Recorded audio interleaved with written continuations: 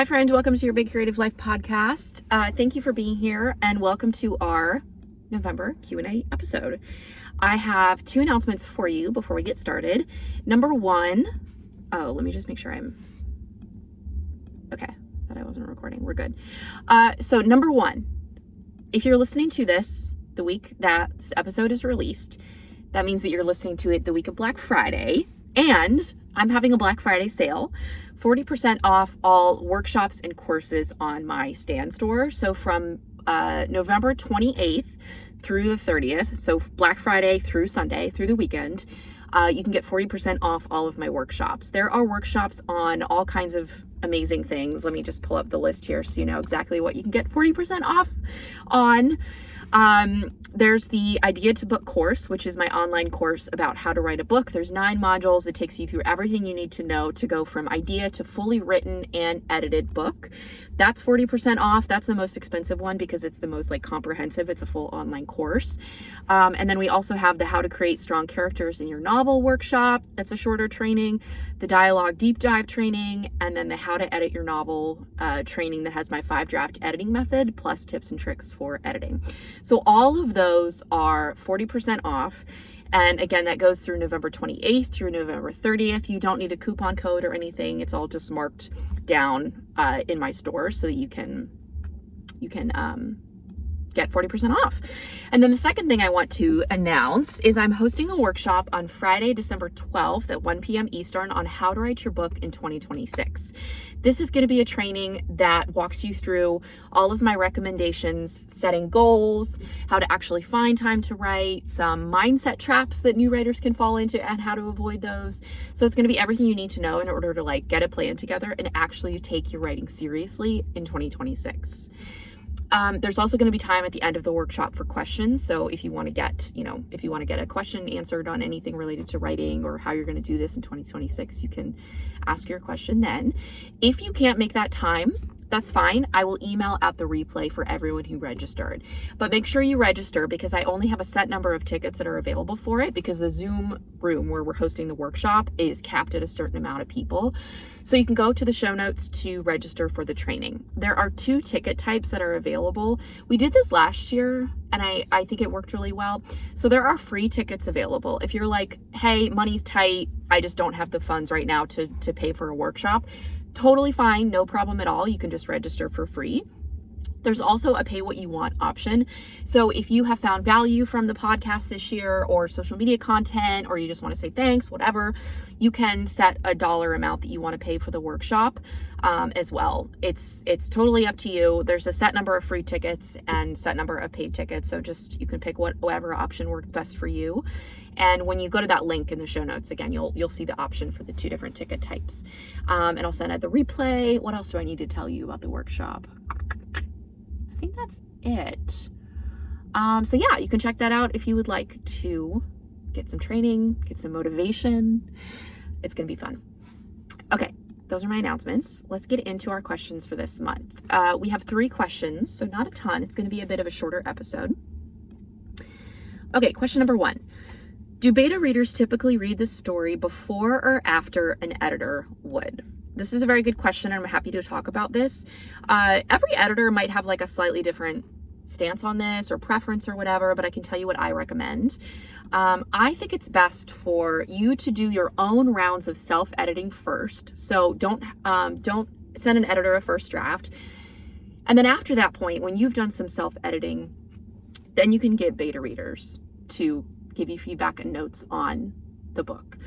Then once you get that feedback, make any changes you want to make, then I recommend sending it to an editor. So in other words, I think an editor is the last stop once you've gotten the book as good as it can be.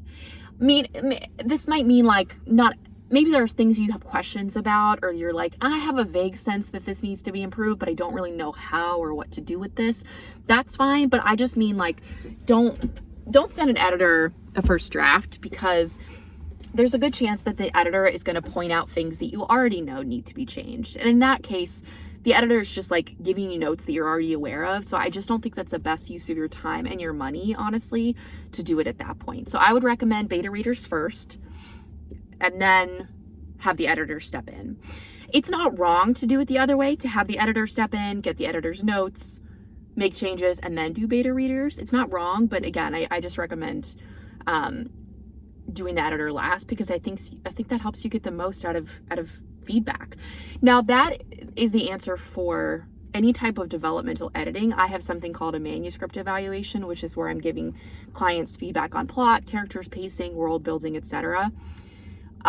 So that I'm answering the question is if you're asking about that kind of editing. If you're asking about like copy editing or line editing, definitely do beta readers first, because copy editing and line editing should be like at the very end, once the story is already nailed down. Like, you've already gone through rounds of editing, you've already gotten beta reader feedback, you're not making any big changes to the story at all. Everything is where it needs to be in terms of the plot, characters, everything. It's just the actual prose, like the sentences, and then the grammar if it's copy editing and stuff like that. So definitely, that's the last stop, definitely, if you're talking about those types of editing. Okay, next question. How many characters is too many characters in your novel? This is hard to answer, of course, because it depends. It depends on the genre. It depends on how long the book is. It depends on how many point of view characters you're having, all that good stuff. But yeah, what I'll say is to make sure, and I don't know if this person is asking like point of view characters or just characters generally. So I guess I'll answer it first generally, and then we'll talk about point of view characters. So if you're just asking like generally how many characters, too many characters, again, it's going to depend. But you have to remember that there are like your main character or characters, there's the supporting characters, and then there's just the background characters who are like kind of the supporting people, the tertiary characters. They're just like filling in the world. This might be the taxi driver that the main character has like half a page of conversation with.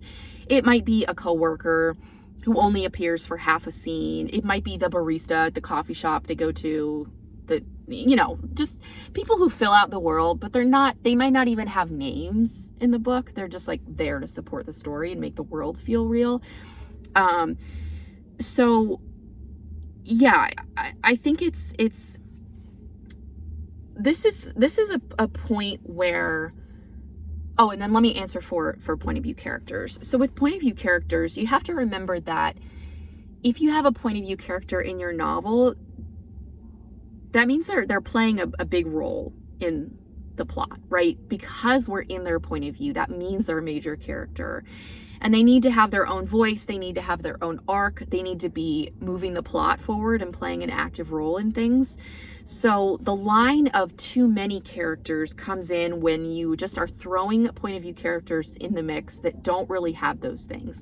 They don't have a strong arc in the story, they don't have a different voice, they're kind of like just there supporting other characters in their point of view chapters. They're not influencing the plot or like really playing a big role. They're just sort of there. They're not really like playing an active role in the story. That's the point where you might have too many characters and you might need to just like scale it back, because you need to devote a lot of attention in the story to those characters if they're going to have a point of view. Now, of course, there are exceptions to this where, like, I don't know, I am thinking of some novels I've read, particularly in the fantasy genre, where a prologue will have a point of view character, and then that point of view character won't appear again for the rest of the book. Maybe they'll come back in like an epilogue, but they're not actually in the main story itself. It's just like a distinct prologue from a minor character, a background character's point of view to kind of set the stage for the reader. So that's something different. I mean, yeah, just to say that, of course, there are exceptions to almost every rule or guideline when it comes to writing. And I can think of, a great example of this, I think I've even talked about this on the podcast, is the book 9 Perfect Strangers by Leanne Moriarty. Moriarty, I think that's her last name. That book has so many point of view characters, but they're all well done. They all play a role in the plot. They have their own arc. They have their own voice. They're fully fleshed out, developed characters on their own. So in that case, it works because of that. So again, there's no like rule. 9 characters, that's a lot. That's a lot to have. Let me just look up her, Leanne Moriarty. Okay, I wanted to make sure that I got that correct. And that's like a thriller novel. So Okay. Let me go back to my questions here. Yeah, so in summary, I can't tell you an exact number, but this is, what I was going to say earlier is that whether you're asking about this for just characters in general who are like appearing in the story or point of view characters, this is where getting an outside perspective, getting someone else to read it for you, you can ask them specifically about this, whether it is an editor that you hire or a beta reader, a friend, whoever's you're having read the book for you. They can give you their 2 cents. If they're like, I cannot keep these people straight, there's so many characters, I just like don't understand all of them, they're not fully fleshed out, then that's something to look at, and maybe you can make some changes based on that feedback.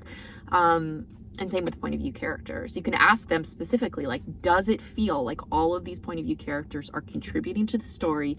Do they feel necessary? Just to get their like read on it. Okay, our last question. I listened to your episode on feedback for writers and have a question about something in my writing group. I don't know how to tell some of these writers that their work probably isn't ready for traditional publishing. Obviously, I don't know for sure, not working in traditional publishing myself, but I recently read 2 opening chapters of someone's book that read like a rough draft and they plan to query this. How do I balance telling them with not making it awkward or hurting their feelings? This person's talking about I think I did an episode about feedback. I think that's what you're referring to. It was like how to give feedback to other writers, maybe a couple of months ago. So this is challenging, I will say, as someone who has been in a writing group myself, in a critique group, but then also as an editor. When I first started editing, this was something that was very challenging for me. So I will give you my kind of philosophy on this as an editor, and also talk about a few points that could help in your writing group, because I know it's a different scenario, right? If you're giving feedback to someone as an editor, it's a bit different. My philosophy though, as an editor, is if someone is taking the time to ask me for feedback and suggestions, that means I have to trust them when they want me to do that they're open and ready to receive that feedback, and that they're in a position where they want to improve the story. So that's like a baseline assumption, and I think you can assume the same thing in your writers group. If someone is asking you for feedback, it's because they genuinely want that feedback and they're willing to grow. Every once in a while you encounter someone who's very combative and like they don't actually want feedback, but we're setting that to the side. I try to assume, to go into it with good faith, that if someone is asking for my opinion, they genuinely want it. And it also does no good to the person if we just lie and sugarcoat things for the sake of not hurting their feelings. Because again, going back to that baseline assumption, if we go into it assuming that they want feedback and they want to grow and they want to make the story good or improve it somehow, then sugarcoating it does the opposite of that, or avoiding saying something does the opposite of that. Now, with this line of like being ready for traditional publishing, ready to query, that's tricky. I mean, I'll just say, because we're not literary agents, we don't know what someone is going to respond to. We don't know if an agent will see a manuscript that maybe is a bit rough, but they see something in it. They see a kernel of potential. They love the story, and so they're willing to work with the author a bit to get it ready to send to publishers.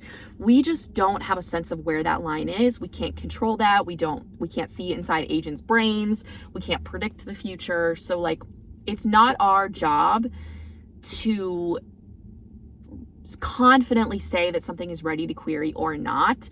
However, I do understand what you're saying. Like, I've even had situations with clients where they've straight up asked me if they can query. And of course I always say, well, you can do whatever you want. Like, you don't need permission. And also, I'm not an agent. But I have told a couple of clients, like, I just don't think this is quite where it needs to be. I really recommend focusing on improving XYZ. So I always word it very diplomatically. But again, going back to that baseline assumption, it does no good if I just, talk around something or just like lie to a client. Let me make sure I see someone outside I'm good. It does no good if I just lie to someone for the sake of not hurting their feelings. I would much rather be honest with someone and risk hurting their feelings than not be honest with them and have them go through that process and, get disappointed. So, but when it comes to your writing group, I do think it's tricky. There's an extra layer of trickiness because often these people become your friends, right? Like you are close to the people in your writing group and you value the relationship that you have with them, and you don't want to risk that. So I think all you can do in this case is give your honest feedback, like kind and direct. I think there's a line there of like being kind, not hurting someone's feelings, not being ruthless with your feedback, but giving them your honest take. And then just kind of letting people do what they want. Like you can't control what someone does with the feedback that you give them anyways, whether they want to ignore the feedback, go ahead and query, not query. Like that's not your role to control what someone does with the feedback after you give it to them. So I think this is a case of just like releasing it. Like all you can do is give someone your honest opinion, be kind about it, and then that's it. It's up to them to decide what to do with it. So in this case, I don't know that you need to tell the person unless they specifically ask. Like if they sit you down and they're like, tell me, should I query this? Is it ready? Then sure, maybe it's worth a discussion then. You can say like, I'm not sure. I would maybe work on these things like X, Y, Z, give them specific stuff to focus on. But otherwise, yeah, it's just not your role, yeah, because it can, again, you want to preserve the relationship, and everyone, I will say though, the benefit of a writing group where you know the people is you probably have a sense of who can handle critique better, like the best out of the group. Some writers you just know are a bit more fragile and you have to be more like diplomatic with how you word things. And then some writers they just appreciate bluntness. They're like, don't sugarcoat it. You don't have to like coddle me and worry about hurting my feelings. Just give it to me straight. So you will have a sense of maybe how you need to word things with that person too. That is one benefit of a writing group that like I don't necessarily have as an editor, because I don't have like a long friendship with clients who hire me to edit their books. We don't have an existing relationship before that, unless it's a client who I've already worked with before, of course. So yeah, it's tricky. It's tricky to balance not discouraging someone and hurting their feelings.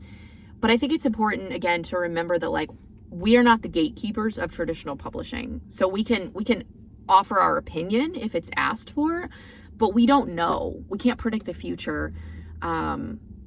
So yeah, that's why I rarely say to clients, like, don't query this if they don't ask me, because it's just not my, I don't know. It's hard. It's hard. Okay, so those are all of the questions for this month. If you have a question that you would like me to answer for our Q&A episode next month that will come out at the end of December, there's a form in the show notes where you can submit your question. The questions are anonymous. You can ask about anything related to writing, editing, mindset, querying, any personal stuff about me, my business, whatever you want to know. And yeah, I'll answer it at the end of December. So, all right, I hope that was helpful. And thank you to everyone who submitted questions this month. And thank you for listening.